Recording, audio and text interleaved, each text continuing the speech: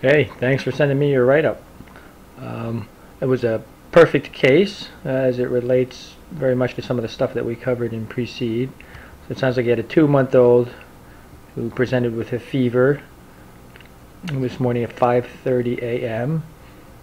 I think the 5:30 is fine. It's a little level of detail, perhaps that's unnecessary. I mean, probably just saying in the morning would be fine. Mother report, she was in her usual state of health, doing all normal baby things, felt warm, a temperature of 98 was noted.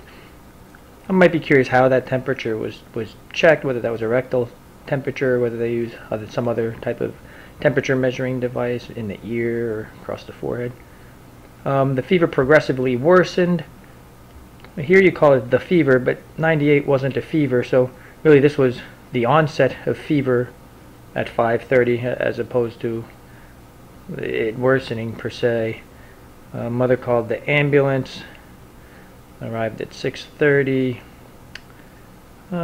Steadily increased 102, 100 point decreased 100.3 and then 99.9. Again, a level of detail that while maybe is okay to mention, is it may again still be overkill, as it may not be clinically relevant whether this was 100.3 or 101, or and the exact numbers may not matter so much. Kind of a review of systems, a little bit of social and history, so really pertinent negatives, and then I like this overall first paragraph. And then, as is often the case in the inpatient setting, is the ED part of the HPI, or is it part of the assessment and plan piece? And I like the way you did it, which is to have essentially kind of another paragraph just called ED course. So here in the ED, here's what was noted, here's what was done. I got a little confused in here where it says the CSF showed 1 white blood cell, and then you mentioned 1 monocyte and 1 mononuclear cell, which I thought those were both white cells, which is already 2. And then there's 24 cells. I don't really know what that means, 24 cells. What kind of cells? I suspect you mean red cells, but it's actually not impossible to have other types of cells in there as well, as I would imagine. Blood culture, CSF, and these other things. A relevant past medical history that include mom's pregnancy, the infant's birth history, feeding and sleep patterns. You labeled this growth and development, but really this is mostly just development. There isn't any mention of growth, nor should there be.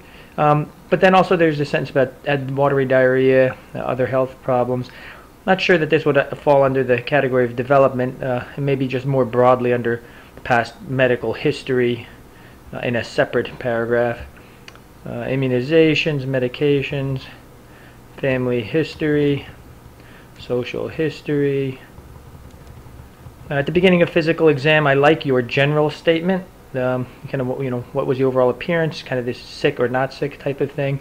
But you do need to have vital signs listed under physical exam, and certainly need to have mention of for this child height and length and where those percentiles fall. Now, arguably there's probably a separate growth chart, and that's fine as well. But I'd still include it in the written physical exam part, not on graph form, but just with percentiles. The only thing I saw under here was you wrote no flares. I think it might be more common to just say no nasal flaring. I think the rest of the examination is recorded is normal and relevant to, suggesting that joint swelling and everything, that you're looking for potential causes of infection. So these are relevant negatives. And then the assessment. You mentioned that she's a 2-month-old without her 2-month immunizations. I'd ask you, what's the significance of that? Like, does that change the way you approach this child or the way you thought about this child because it was before her 2-month immunizations? If so, you need to comment on that. You mentioned that some laboratory testing was done and that she was treated with ceftriaxone. But I don't really understand why you selected ceftriaxone. I'd like you to discuss what are the specific types of infections and the potential organisms that you would be covering with that antibiotic. To echo that, you mentioned bacterial infection here. Too vague. What kind of bacterial infections? And then there's a mention of HSV, and I'd want to know why you think she may